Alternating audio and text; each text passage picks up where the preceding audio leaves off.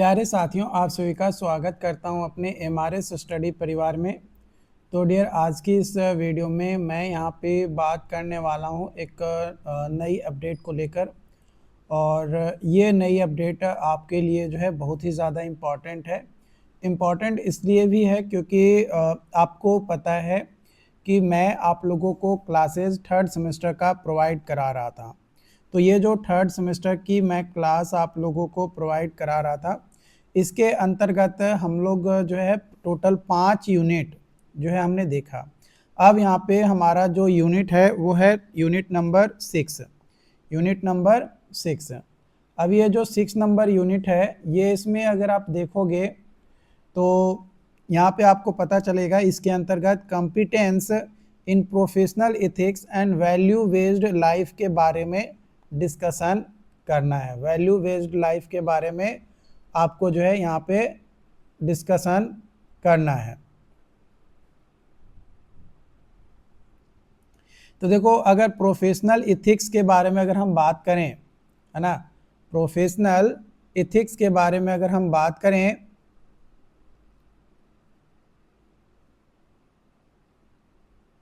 तो ये एप्लीकेशंस होता है ह्यूमन वैल्यूज़ का, जिसमें ट्रूथ, ऑनेस्टी, रिस्पॉन्सिबिलिटी और जस्टिस हमारा शामिल होता है प्रोफेशनल लाइफ में। प्रोफेशनल लाइफ बोले तो अगर आप स्टूडेंट हैं तो स्टूडेंट्स की जीवन में, अगर आप एम्प्लॉय हैं एज ए जूनियर इंजीनियर काम कर रहे हैं तो, या अगर आप एज ए प्रोफेसर काम कर रहे हैं तो, या फिर एज ए इंटर्न काम कर रहे हैं तो, मतलब आप किसी भी तरीके से किसी भी प्रोफेशन में अगर आप काम कर रहे हैं या किसी भी प्रोफेशंस में हैं तो वो आपके लिए प्रोफेशनल लाइफ हो जाएगा। और उस प्रोफेशनल लाइफ में एज ए ह्यूमन आप एक इंसान हैं। आप क्या हैं? एक इंसान हैं। तो एज ए ह्यूमन आपका दायित्व होता है कि आप सच बोलें, ईमानदार रहें, अपनी रिस्पॉन्सिबिलिटी को अच्छे से निभाएं और जो न्याय है वो प्रॉपर न्याय जो है आप करिए। तो ये इंश्योर करता है प्रोफेशनल, जैसे work with integrity, avoid corruption and violations,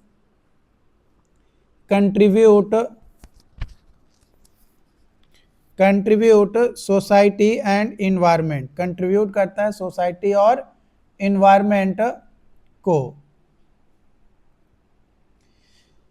competence in professional ethics, तो कंपिटेंस का मतलब होता है right understanding plus right skill plus right attitude. माने सही अंडरस्टैंडिंग, सही स्किल और सही एटीट्यूड होना ही कहलाता है कंपिटेंस। क्या कहलाता है?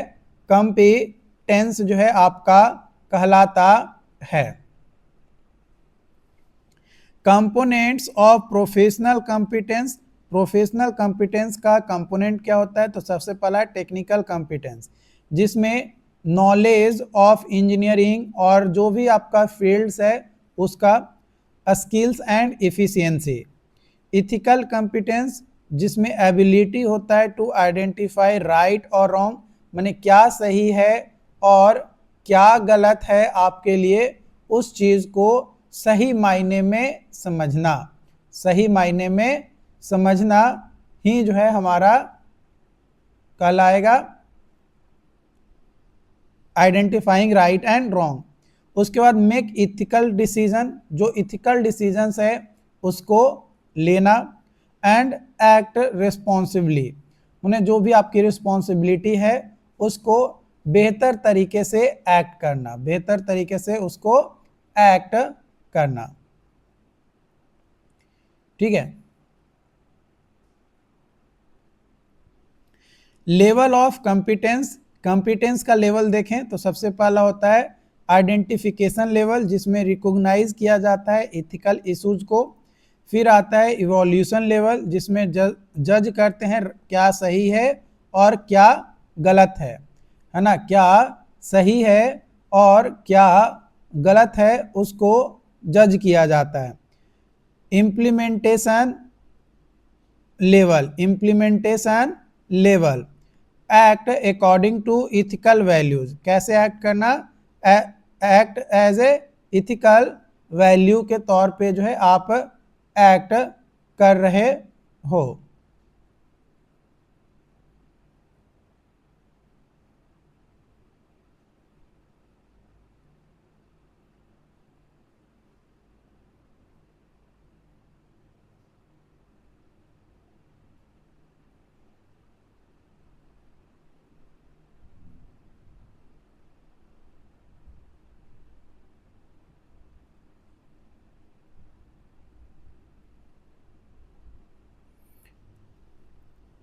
हॉलिस्टिक टेक्नोलॉजी अगर बात किया जाए तो ऐसा टेक्नोलॉजी जिसमें जो कि इन्वायरमेंटल फ्रेंडली हो, ह्यूमन वेलफेयर को प्रमोट करे, है ना, और इंश्योर करे सस्टेनेबिलिटी को। किसको इंश्योर करे, सस्टेनेबिलिटी को आपका जो है इंश्योर करे।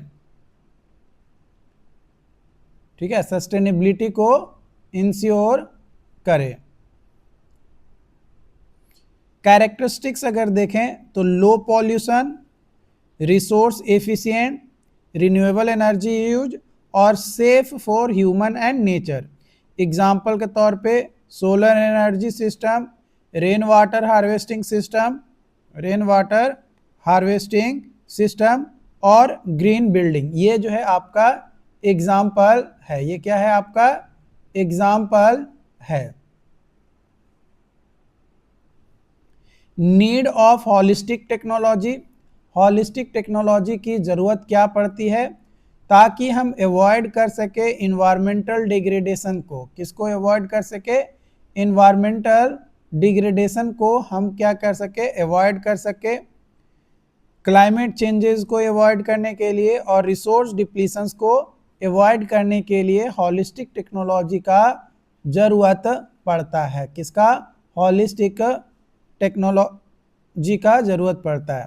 प्रोडक्शन सिस्टम, जो कि ट्रेडिशनल प्रोडक्शन सिस्टम जो कि प्रॉफिट ओरिएंटेड होता है और एक्सप्लॉयटेशन जो है लेबर का और रिसोर्सेज का, वो देखने को मिलता है। ये देखने को जो है हमें मिलता है। हॉलिस्टिक प्रोडक्शन सिस्टम, इसका फीचर्स होता है human centred, eco friendly, ethical practice और लॉन्ग टर्म सस्टेनेबिलिटी देखने को मिलता है। ट्रेडिशनल सिस्टम और हॉलिस्टिक सिस्टम दोनों के बीच में अगर डिफरेंसेस देखें, है ना, दोनों के बीच में अगर हम डिफरेंसेस अगर यहाँ पे किया जाए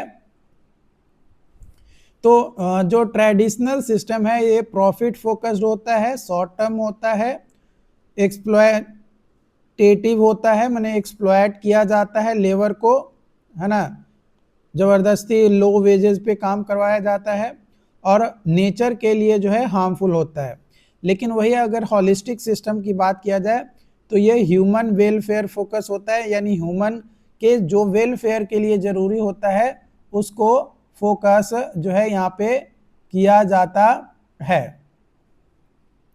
और लॉन्ग टर्म होता है, कोऑपरेटिव होता है लेबर के साथ, और साथ ही साथ ये क्या होता है, इको फ्रेंडली होता है। क्या होता है, इको फ्रेंडली होता है।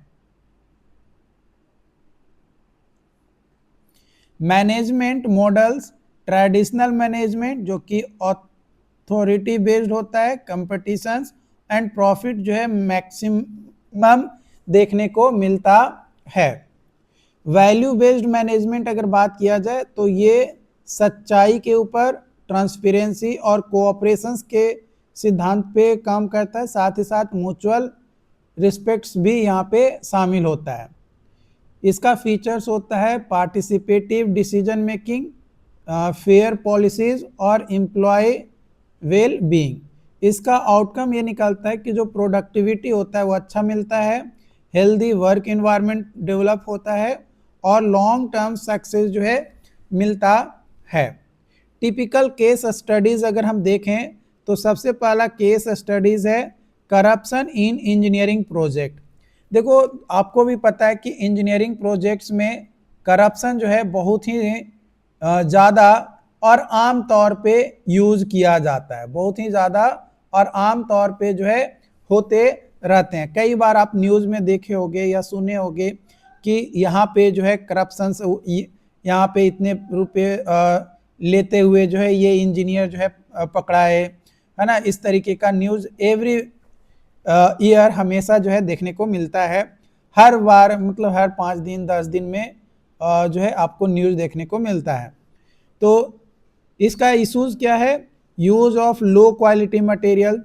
करप्शंस क्यों होता है? तो इसका मेन इशू होता है कि लो क्वालिटी मटेरियल जो है, जो भी कॉन्ट्रैक्टर होता है ना, जो भी कॉन्ट्रैक्टर होता है वो लो क्वालिटी मटेरियल को यूज करता है, जिसके कारण से। इसका इथिकल सॉल्यूशन क्या है कि स्टैंडर्ड क्वालिटी को फॉलो करवाना, सेफ्टी को इंश्योर करवाना और अनइथिकल प्रैक्टिसेस को रिजेक्ट करना, ये इसका इथिकल सॉल्यूशंस है। लेकिन लोग क्या करते हैं कि इथिकल सॉल्यूशंस को अनइथिकल बनाने के लिए जो इंजीनियर्स होते हैं उनको कुछ पैसा दे दिया जाता है और वो पैसे लेकर चुप हो जाते हैं, भाई हम कुछ नहीं बोलेंगे तुम्हारे बारे में, सब तुम्हारा सही है, तुम आगे अपना काम करते रहो। दूसरा केस स्टडीज है इन्वायरमेंटल पॉल्यूशन। इसका इशूज है इंडस्ट्रियल वेस्ट डिस्चार्ज। इसका सॉल्यूशन क्या होना चाहिए? Use treatment plant, follow environmental law. लेकिन ये सब पैसे खाकर जो ऑफिसर्स होते हैं वो बैठ जाते हैं, ठीक है। तीसरा केस वर्क प्लेस एक्सप्लॉयटेशन। इसका इशूज होता है लो वेजेस और पुअर कंडीशंस। इसका सॉल्यूशंस होना चाहिए कि फेयर वेजेस मिले, सेफ इन्वायरमेंट हो, लेकिन ऐसा होता नहीं है। Strategies for transition to value based life at individual level, self awareness, practice honesty और ethical decision making. At professional level, ethics का जो भी कोड है उसको फॉलो करना, करप्शन को अवॉइड करना और क्वालिटी वर्क को इंश्योर करना। एट सोसाइटल लेवल पे अगर बात किया जाए तो एजुकेशन इन वैल्यूज को प्रमोट करना और इथिकल लीडरशिप को इनकरेज करना। क्या करना? इथिकल लीडरशिप को क्या करना? इनकरेज करना। Value based life and profession, value based life and profession, alignment of personal values and professional actions. की एलिमेंट्स इंटीग्रिटी, रिस्पॉन्सिबिलिटी, अकाउंटेबिलिटी और कॉम्पैशन, ये जो है की एलिमेंट्स है आपका value based life and professions का। इसका बेनिफिट्स ये होता है कि अंदर से यानी दिल से संतुष्टि जो है प्राप्त होता है, सोसाइटी में सच्चाई निकल कर आता है और सस्टेनेबल डेवलपमेंट जो है देखने को मिलता है। Relationship between ethics and happiness, ethical conduct, trust and good relationship and happiness. यानी इथिकल कंडक्ट होगा तो विश्वास बनेगा, विश्वास होगा तो अच्छा रिलेशनशिप बनेगा और अच्छा रिलेशनशिप होगा तो आप खुश भी रहोगे। अनइथिकल कंडक्ट से स्ट्रेस बढ़ता है और स्ट्रेस बढ़ेगा तो कन्फ्लिक्ट जनरेट होगा और कन्फ्लिक्ट जनरेट होगा तो आप खुश नहीं रह पाओगे, आप जो है खुश नहीं रह पाओगे। ये चीज जो है आपको ध्यान रखना है। तो ethical behaviour and unethical behaviour, nature अगर देखें इथिकल बिहेवियर का तो राइट वैल्यू बेस्ड एक्शन होता है, mental status peace and satisfaction, relation through trust and harmony, happiness continuous and long lasting होता है। वही अनइथिकल बिहेवियर में नेचर जो है wrong and valueless actions, mental state stress, guilt और फियर, रिलेशनशिप में कन्फ्लिक्ट एंड डिस्ट्रस्ट और happiness में जो है टेम्पररी एंड अनस्टेबल जो है आपका होता है।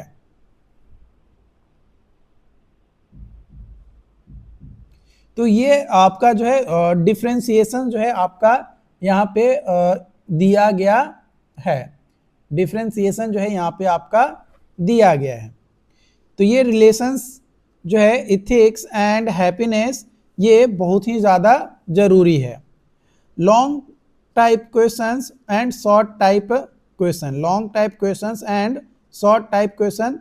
तो क्वेश्चन है explain competence in professional ethics with examples. दूसरा क्वेश्चन है discuss holistic technology and their importance. तीसरा क्वेश्चन है compare traditional and value based management models. चौथा है explain a strategy for value based life and profession. Definitions professional ethics short type questions में, what are holistic production system, right features of value based management, and चौथा question है what is ethical competence. तो ये जो है short type questions और long type questions मैं आपके साथ यहाँ पे शेयर किया। ये क्वेश्चंस मैं आपको इसलिए शेयर कर रहा हूँ ताकि आपको जो है आइडिया लग सके कि किस तरीके से आपको जो है तैयारी करना है, ताकि आप अपने एग्ज़ाम्स में बेहतर स्कोर जो है हासिल कर सको। तो क्वेश्चंस जितना ज़्यादा से ज़्यादा प्रैक्टिस करेंगे उतना ही बेटर जो है आपके लिए होने वाला है। ओके, बाकी इसको लेकर जो भी और अपडेट्स होंगे या क्लासेस को लेकर जो भी इंफॉर्मेशंस होगा वो आप लोगों के साथ शेयर किया जाएगा। Thank you.